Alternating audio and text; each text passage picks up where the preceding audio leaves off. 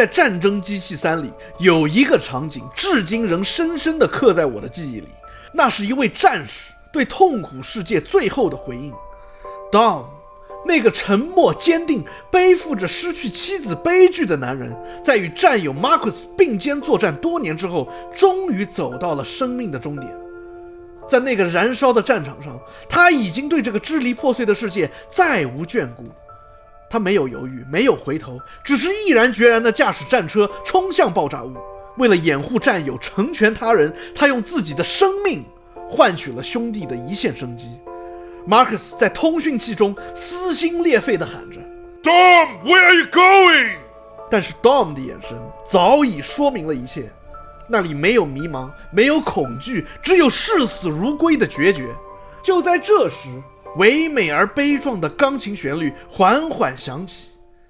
Never thought it would end like this, huh? Huh, Maria? Dom, no!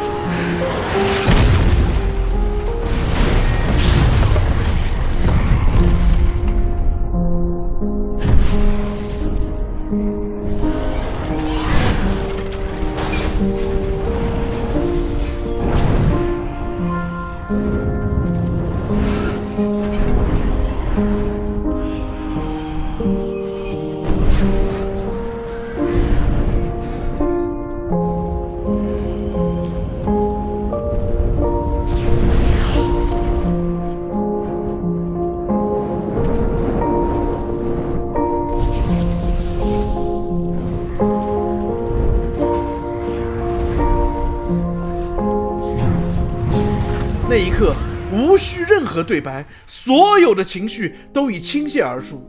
我只记得自己静静地看着屏幕，泪流满面。而这就是男子气概的极致表现，不是刻意的煽情，也不是表面的壮烈，而是来自爱、痛苦与信仰的升华。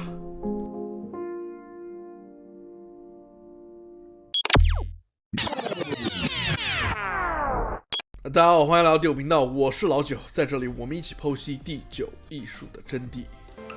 还记得以前《现代战争2》里那段令人窒息的反转剧情吗？ Ghost 和 Roach 拿到情报之后，艰难地逃出升天，本以为终于等来了安全的撤离，可就在下一秒，他们却被上校谢菲尔德背叛，两人倒在地上无力挣扎。镜头缓缓拉近，只见谢菲尔德毫不犹豫地朝他们点燃了汽油。那一刻，屏幕被火焰吞噬，玩家甚至都没有机会反应，心中只剩下震惊与愤怒。这是很多人第一次在 FPS 游戏当中体验到牺牲的真实感，不是电影里那种浪漫化的离别，而是突如其来的死亡、不公平的命运和信任被践踏的屈辱。以前的使命召唤给我的是充满这种描绘责任、描绘牺牲的战争史诗，这些元素曾经牢牢地锁住了我对这个系列的热爱。可是现在呢，绝大多数玩家都是跳过单人剧情，只玩多人模式，而且现在的多人模式充斥着五颜六色的皮肤、夸张的特效，整个战场搞得跟游乐园似的。你能想象像布鲁斯·威利斯或者是亨利·卡维尔这样的硬汉扛着重机枪在火线里一边滑铲一边比耶是什么样的一个场景吗？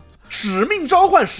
不是彩虹召唤，也不是 Walk 召唤，是使命在召唤。而且不仅仅是使命召唤，现在几乎所有的主流游戏似乎都在努力往这种娱乐化的方向发展，恨不得全部都变成堡垒之夜。以前有很多这种描绘男性力量的作品，现在不仅这些作品是越来越少，而且还搞了一堆不知道受众是谁的角色和剧情。我曾经特别喜欢重返德军总部系列，这个游戏靠着浓厚的战争氛围和主角 BJ 十足的英雄气息，给我留下了深刻的印象。我甚至特地在网上收了一套实体版来收藏，但是系列的最新作却变成了2个女孩子上战场的故事。原本的我可以扮演主角 BJ， 满载子弹和仇恨，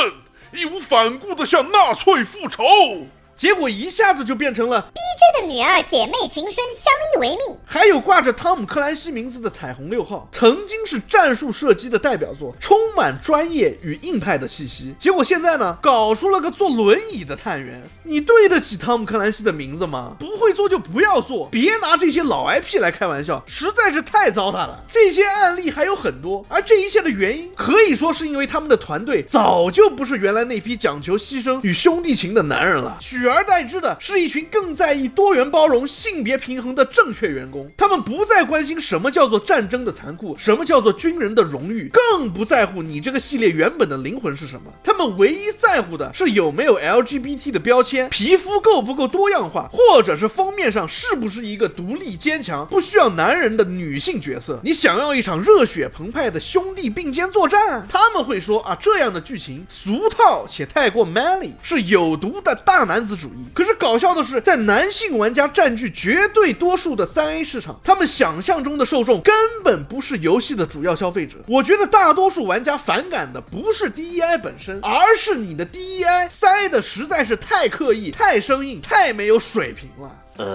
其实很多人可能没有注意到，《星际战士2》这样一个绝对硬汉的游戏里面，同样融入了 DEI 元素的设计。你的队伍里不仅有白人，也有黑人，有亚洲人，而那个黑人老哥甚至还是一位残疾人，他的一只手是机械臂。那么问题就来了，你会因此对这个游戏感到反感吗？会因为他的这些政治正确元素就判断这个游戏是软弱的吗？不会，完全不会，因为原因很简单，这些角色不是符号，而是人，他们是有血有肉，有信念，有牺牲精神，更重要的是他们满足了玩家对力量型角色的期待。你看这些角色身披厚重的战甲，在钢铁轰鸣中冲锋陷阵，那句铿锵有力的他们来了，请做出指示，长官，我们死守到底，为了荣耀，为了皇帝 ，For the Emperor，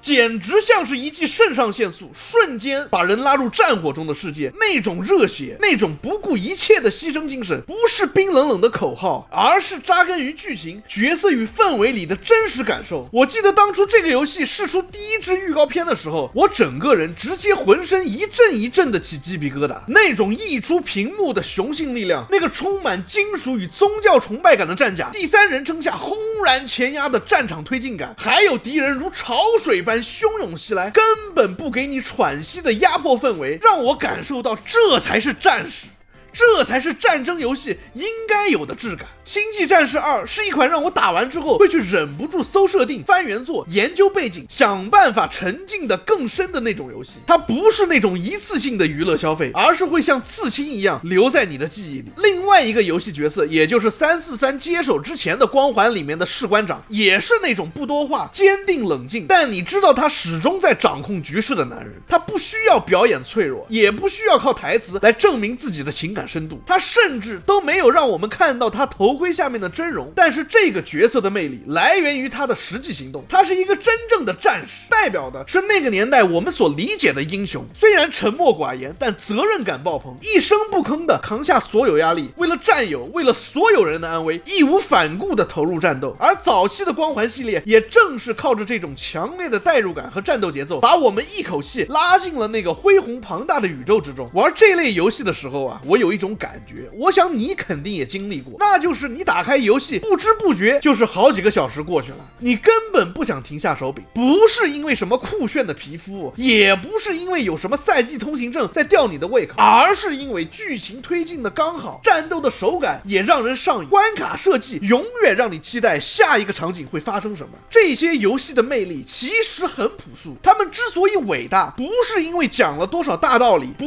是因为他们展示了多少社会议题，而是因为他们懂得自己面对的是真正热爱游戏的玩家，他们有着明确的目标受众，他们做的是给玩家玩的游戏，而不是拿来展示政治立场的展板。The next day， 很多游戏中的 DEI 元素非常的刻意，那些原本面向男性受众的游戏，现在做的男性不喜欢，女性也不喜欢，连少数群体本身都觉得他们尴尬。我之前经常用自杀小队 DLC 里面的女版冰冻先生的画面来做视频的素材，从来没有细说过，原版的冰冻先生是个非常悲情、令人共鸣的反派。他为了拯救自己患病的妻子，不惜放弃原则，变成坏蛋。他不是纯粹的邪恶，而是一个有动机、有情感，让人理解甚至同情的角色。一个真正优秀的反派角色，往往在他自己眼中是无比正义的，他所做的一切都是有逻辑、有立场，能够自圆其说的。而现在华纳做了什么呢？把这个沉重且感人的角色强行性转，为了迎合立场而改成了所谓的冰冻女士。这种操作一下子就把原本复杂又高尚的动机蒙上了一层胡闹、滑稽的色彩。他们还推出了这套所谓还原漫画的皮肤，嘴上说是忠于原作，但是实际上却是不结合现代审美的懒惰移植。这种玩家根本不会想穿的衣服，却还要你额外掏钱购买。说到衣服啊，我身边也有性少数的朋友，他们的穿衣风格都非常得体，很会搭配，从来就不是很多游戏里展现的那种浮夸造型。这些角色他们看了也只会觉得莫名其妙，完全没有被代表的感觉。我在之前的视频中不止一次提到过，欧美大厂环境的政治正确已经是现实版的皇帝的新衣。那些没有能力、不懂游戏的 DEI 人士，这些大公司招了一大堆，而且往往他们的声音是最大的。普通的开发者为了保住饭碗、混口饭吃，看穿了也不敢发声。这些人啊，不玩游戏也不理解玩家，他们唯一的使命就是改写原本属于玩家的世界观，搞得现在大多数游戏的整体氛围变得十分的安全、软弱，没有个性，甚至是令人生厌。就我个人来说，我不在乎你的私人生活是怎么样的，你穿什么衣服，有什么样的立场，只要你能做出好游戏 I don't really give a f。但是现在的这些正确人士呢，他做的东西是一坨，还不愿意承认自己没有能力。玩家对他们不待见，可他们却只会像巨婴一样，总是说自己受到了歧视，而不是去理解玩家为什么这么讨厌他们，为什么不给他们的游戏买单。甚至他们其中有些人还下场去和玩家对线。这群人真的是连位置都搞不清楚，你是来花钱求我来买你的产品的，不是我求你。这就好像一家面馆的面难吃的要死，老板还天天一副啊你爱吃不吃啊，这是我们手擀秘制面条，是你不懂品味。公司里面没有人敢说他们，他们就活在自己的泡泡里，自以为是的以为他们是在坚持正确的观点。但是究竟需要多少数据才能让他们意识到他们的观点其实是错误的呢？所以以新民特工为首的这种失败作品，在过去的几年中一次又一次的上演。但是十分讽刺的是，一个游戏越是被这些所谓的正确人士所抵制，它往往卖得越好。我甚至觉得可以再激进一点，那就是只要你足够大胆，敢于挑战这帮人的理念，你几乎可以说是必定成功。就像剑心，不知道被那帮人抹黑了多少次，从女主的身材再到装扮被骂得体无完肤，结果呢 PS5 销量大卖， Steam 版一上架更是卖疯。为什么？因为他忠于自己的定位，没有去取悦所谓的大多数，只是对他的目标受众负责，所以玩家们才用钱包给他投票。Later， 游戏大厂现在的裁员浪潮就是转向最好的信号。这些视金钱如性命的资本家，在看到这些玩意不赚钱之后，一定会把那些极端人士一脚踹开。而真正属于玩家的时代，也许正悄然归来。男子气概不是毒药，它是一种选择，是一种美学，是一种寻找力量与意义的方式。所以继续发声吧，兄弟们！未来属于真正懂得玩家的创作者，男子气概不会消失，他只是在等待一个合适的时机重新归来，而这一切似乎已经悄然开始。Anyways， 欢迎收看第9频道，感谢大家的陪伴。如果你也有对男子气概的看法，欢迎在评论区分享，也别忘了订阅、关注、点赞、收藏。我们下期见 ，Peace。这特好 I don't give a damn。我天，我觉得我是帮你省了100万，天哪，特好特好，你看你自己看。